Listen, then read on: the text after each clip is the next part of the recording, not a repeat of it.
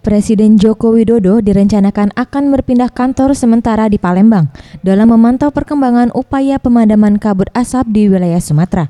Menurut Muhammad Zaki Aslam, PLT Kepala Biro Umum dan Perlengkapan yang ditemui Rabu 28 Oktober 2015 mengatakan, sejauh ini pihaknya masih menunggu pihak keprotokolan negara mengenai kedatangan Jokowi dan Pemprov Sumsel telah menyiapkan 3 opsi untuk kantor presiden, yaitu di kantor BNPB Sumsel, ruang rapat Gubernur Sumsel, dan opsi terakhir di Geria Agung.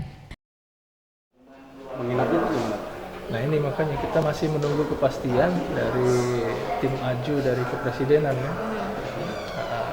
Apakah memang langsung ke Sumatera Selatan?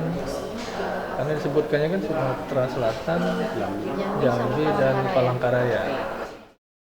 Ia menambahkan kedatangan Jokowi ke Palembang diprediksi pada hari Kamis dan untuk jadwal kerja rencananya Jokowi akan berkantor selama 3 hari.